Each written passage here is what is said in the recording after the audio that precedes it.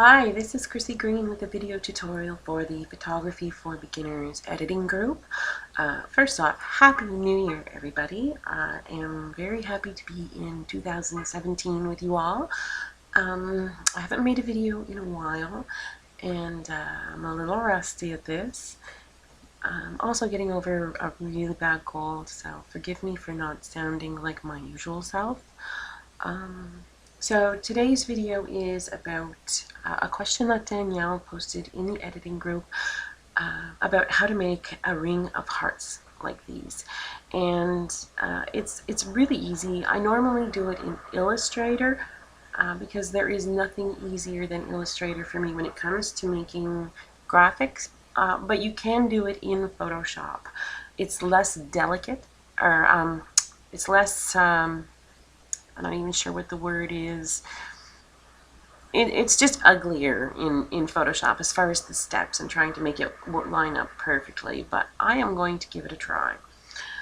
So you can see I already went into Photoshop and did one, and you know, it came out pretty good. This was my first try. I actually didn't expect it to work, and you'll see what I mean as I go through the sample, that it doesn't always line up.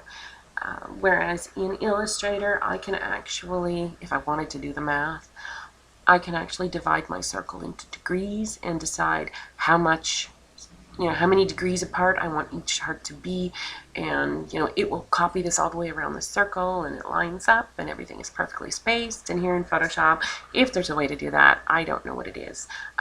Somebody may correct me in the comments, and I won't mind if there is a way to perfectly spread apart these hearts so that every gap is identical.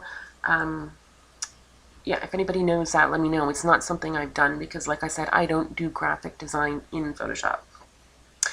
But anyway,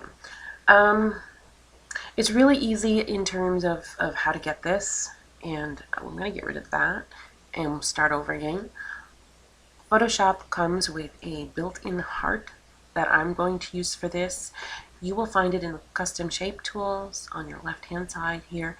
If you don't see this squiggly little splat, it is probably because it is hiding under one of these other tools.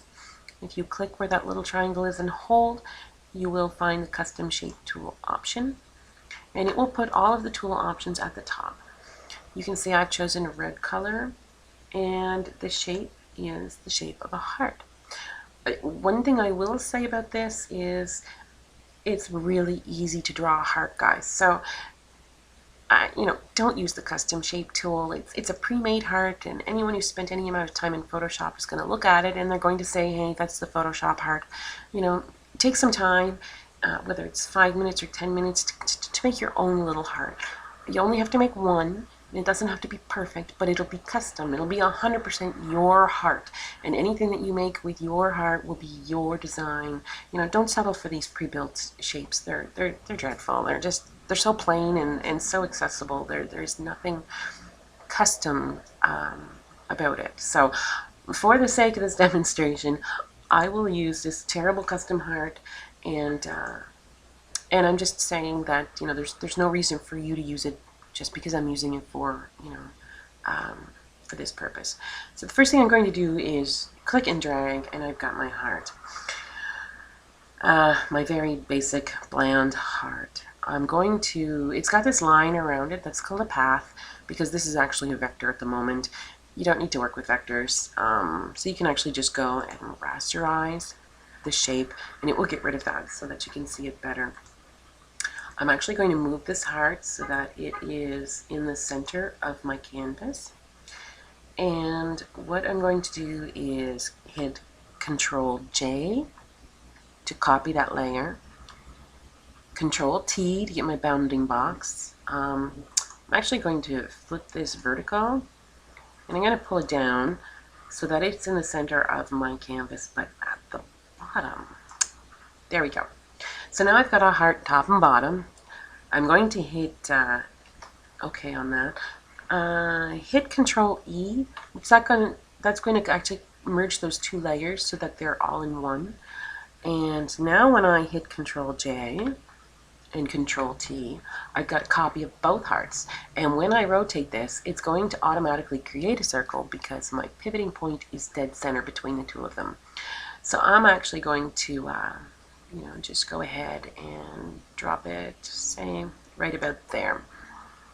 I'll hit Enter, Control E to merge the two of them, Control J to copy those two hearts, and Control T to turn them around. And I'm just going to eyeball when I think I've got them about the right space. Alright, and I'll just keep copying those same two hearts. So Control J, Control T, and rotate. And Enter. Control J to copy the layer, Control T to bring up my transform box, and I'm just turning it around. And Enter. And I will just keep doing this until I've made my way around the entire circle. And cross my fingers that when I get to the end, they're going to line up properly. This is the part that, when I'm doing this in Illustrator, I can actually set it up so that it will just automatically work out to be a good little circle. And in Photoshop, if there's a way to do that, I don't exactly know what it would be. So there. So you can see I have actually just like a little bit of space left over. What I can do is just go back through my layers and kind of give everything a little extra bit of a nudge. And just sort of spread that extra gap among my layers so that, at least to my eye, they line up pretty good. And there you go. So that is a bunch of layers. What I'll do is I'll click on the top one, I will press Shift and I will click on the bottom, and then I can go and merge layers, and now I have a ring of hearts. And I can make my ring of hearts, bigger or smaller within reason, because these aren't vectors anymore. They will pixelate if I try to make them too large. But for pretty much any purposes, especially with Valentine's coming up, if you're looking for a ring of hearts, that is how you would make it. Alright, well, I hope that you enjoyed this little tutorial. I hope it wasn't too boring with all of that, copying and pasting of layers. I'm around most of the time now, with lots of free time this time of year. So if anybody has a video that they would like me to make for them, if there is something that you'd like to see, feel free to make a comment. I don't mind taking requests when I'm able to. And that's about it. Thanks for watching the video. Again, have a Happy New Year, guys. I'm so excited to look forward to another year here in our editing group, helping in any way that I can.